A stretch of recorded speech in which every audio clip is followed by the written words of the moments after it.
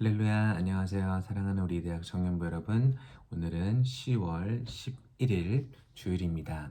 오늘 함께 묵상할 내용은 베드로전서 4장과 5장의 내용입니다. 오늘 저는 주로 4장의 내용과 함께 여러분과 은혜를 나눌 건데요. 그래서 5장의 내용만 간단하게 정리해서 보면은 5장 1절에서 4절은 장로들에게 권하는 내용입니다. 근데 여러분들 우리가 생각하면 장로들에게 권하는 내용이니까 우리 장로님들만 들어야겠구나라고 생각할 수 있는데, 이 당시 장로는 초대교회에서 교인들을 양육하고 또 교회를 이끌어가는 지도자들을 뜻했습니다. 그러니까 여러분들, 비록 여러분들이 특별히 목자님들 우리 계신데, 목자님들 우리 귀한 청년들 1대1 성도 양육도 하시고 또 청년부를 이끌어가는 지도자들이기 때문에 여러분들에게도 적용되는 말씀입니다.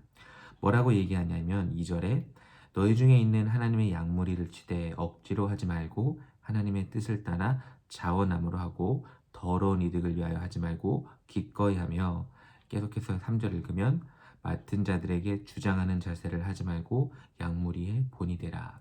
그럼 어떻게 된다고 말씀합니까? 4절에 보니까 그리하면 목자장이 나타나실 때에, 바로 예수님 우리의 목자장이죠, 시들지 아니하고 영광의 관을 얻으리라 라고 합니다. 양무리를 치되 억지로 하지 말고 하나님의 뜻을 따라 자원함으로, 그리고 더러운 이득을 위하지 말고 기꺼이 하라고 이렇게 얘기를 하고 있습니다.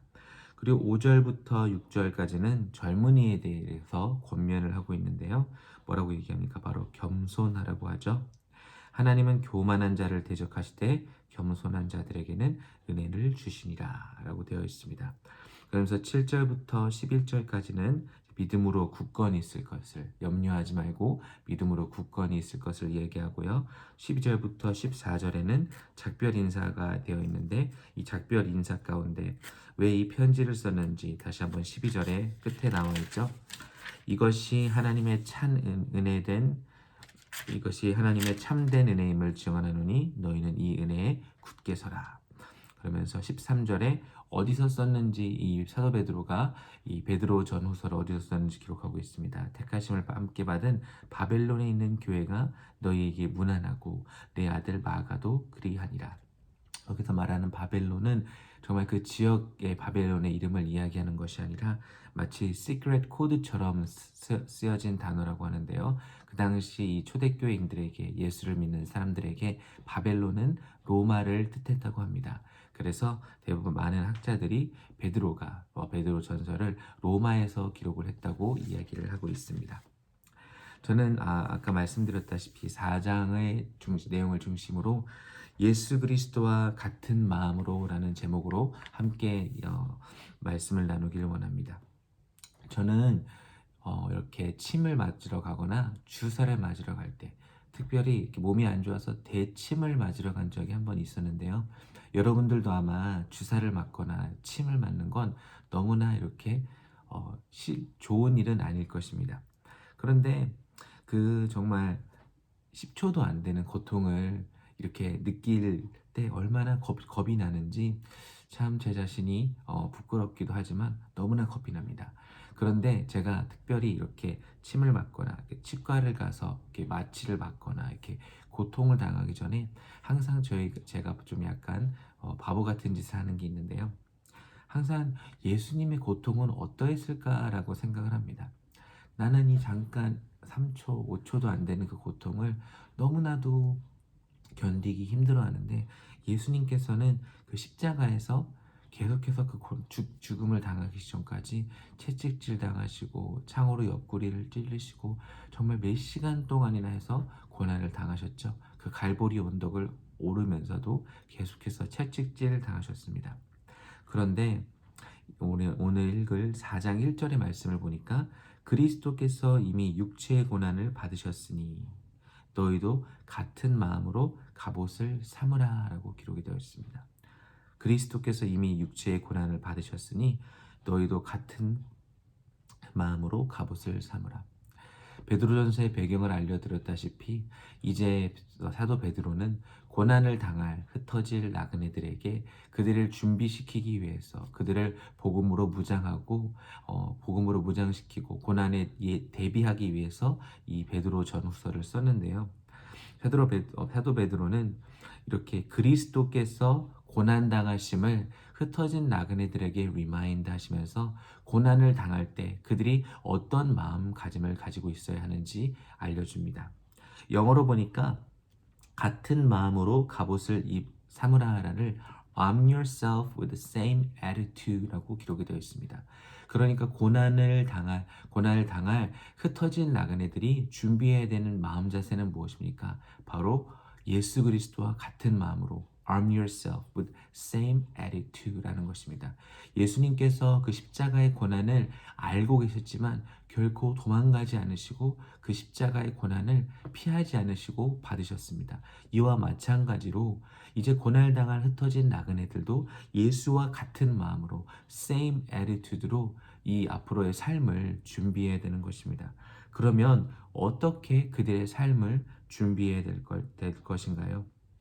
일단 2절에는 이렇게 나와 있습니다.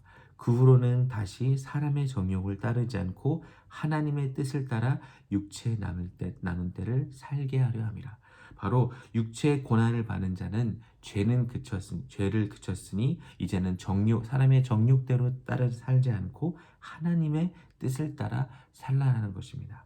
그러면 이제 7절과 8절과 9절과 10절과 11절 그리고 12절 쭉 이렇게 어떻게 살아야 되는지 기록이 되어 있는데요. 함께 봅시다. 첫 번째는요. 우리가 정신을 차리고 기도해야 합니다. 7절에 만물의 마지막이 가까웠으니 그러므로 너희는 정신을 차리고 근신하여 기도하라 라고 기록이 되어 있습니다. 제가 금요예배 때 근신하다라는 뜻을 여러분과 함께 나눴는데요. 그게 무엇입니까? 바로 주목한 상태에서 일관성을 가져라. 근신하다라는 말은 주목한 상태에서 일관성을 가져라. 그러니까 근신하여 기도하다라는 것은 기도에 주목하고 기도에 일관되게 기도 생활을 하라는 것입니다. 왜냐하면 이제 만물의 마지막이 가까웠으니까 무엇보다 정신을 차리고 근신해서 기도해야 되는 것입니다. 두 번째는 무엇입니까? 두 번째도 금요일 때 짧게 나눴던 말씀인데요. 바로 뜨겁게 서로 사랑해야 된다라고 얘기합니다. 무엇보다 뜨겁게 서로 사랑할지니 사랑은 허다한 죄를 덮느니라. 우리가 마지막 때는 기도해야 되고 뜨겁게 사랑해야 합니다. 세 번째는 무엇입니까? 9절에 나와 있습니다. 서로 대접하기를 원망 없이 하고.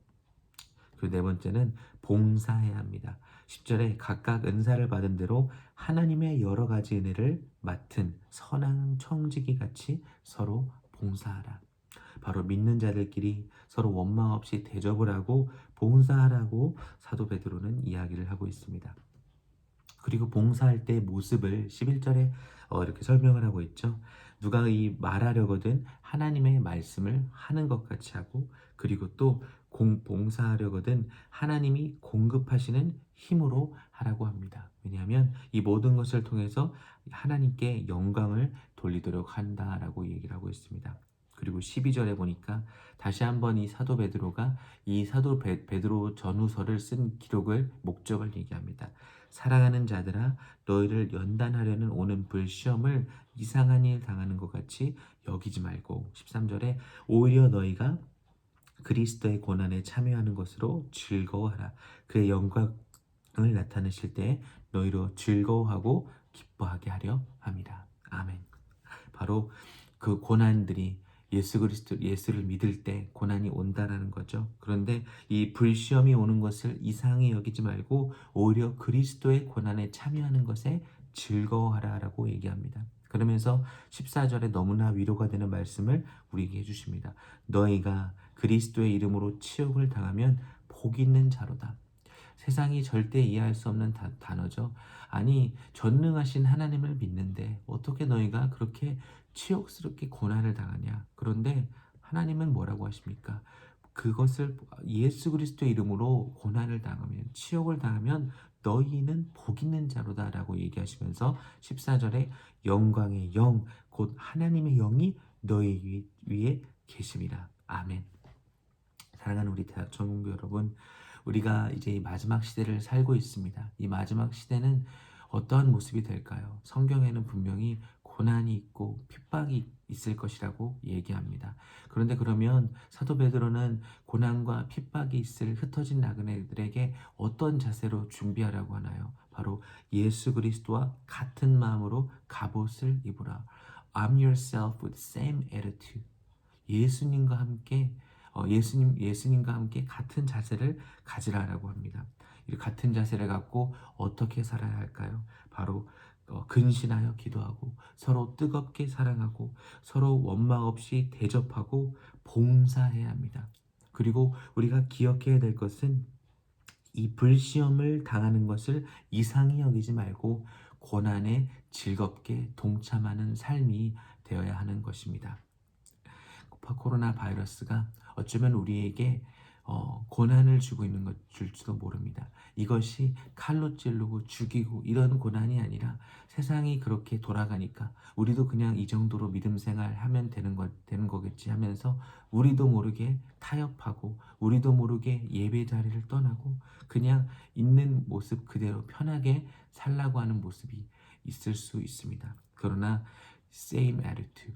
예수님의 가졌던 그 마음은 무엇입니까? 고난당하는 것을 피하지 않고 오히려 정면으로 돌파하셨습니다. 그러면서 우리에게 말씀하십니다. 근신하고 기도하기를, 형제 사랑하기를, 서로 대접하기를, 그리고 봉사하기를, 그리고 고난당할 때 그 고난이 이상하다고 여기지 말고 오히려 즐거워하기를. 그럼 우리는 복된 자고 영광의 영, 하나님의 영이 우리와 함께 있을 것이라고 얘기합니다. 오늘 이 말씀을 기억하시면서 고난을 우리도 함께 대비해야 됩니다. 어떻게 대비해야겠습니까? 예수님과 같은 마음으로 same attitude로 갑옷을 그 마음에 입으시기를 바랍니다. 기도하겠습니다. 하나님 감사합니다. 오늘 귀한 베드로전서 4장을 통하여서 마지막 때를 사는 우리에게 하나님의 말씀을 주심을 감사합니다. 하나님께서 사도 베드로는 이 말씀을 통해서 예수와 같은 마음으로 갑옷을 입으라라고 얘기합니다. 바로 예수님과 같은 마음으로 같은 자세를 가지라는 것입니다. 바로 죽음 당할 고난을 예수님께서는 알고 있으셨지만 그것을 피하지 아니하고 하나님의 뜻이 고난이었기 때문에 그것을 받아들였습니다. 저와 우리 대학 청년들도 이제 이 마지막 때를 살아가면서 하나님 핍박과 고난이 우리 가운데 있을 텐데 정말 주님과 같은 마음으로 준비하는 저희가 될 수 있도록 도와주시옵소서. 그래서 더 이상 정말 육체의 정욕을 따랐던 예전처럼 사는 것이 아니라 하나님의 뜻대로 살게 하여 주시고 하나님의 뜻대로 살게 하는 가운데 기도하게 하시고 사랑하게 하시고 서로 봉사하게 서로 섬기게 하시고 하나님 서로 봉사하는 그런 저희들 될 수 있도록 도와주시옵소서. 특별히 이 마지막 때는 고난의 때입니다. 그것을 이상하게 여기지 않고 그것 때문에 도망가는 저희가 되는 것이 아니라 예수 그리스도의 이름으로 능욕을 받을 때 핍박을 받을 때 오히려 즐거워하고 하나님 복된 자임을 기억하고 그때 하나님의 영이 하나님이 우리와 함께 하심을 기억함으로써 고난을 이겨나갈 수 있는 고난을 준비하는 저와 대학 청년들 될 수 있도록 도와주시옵소서. 안일하게 살지 않게 하여 주시옵소서. 말씀으로 예수 그리스도의 마음으로 무장할 수 있도록 주여 도와주시옵소서. 감사드리며 예수님의 이름으로 간절히 기도합나이다. 아멘. 여러분 오늘 복된 주일 되시길 바라고요. 현장 예배가 오픈되었습니다. 함께 나와서 예배할 수 있는 분들은 함께 예배하기를 바랍니다. 좋은 주일 되세요.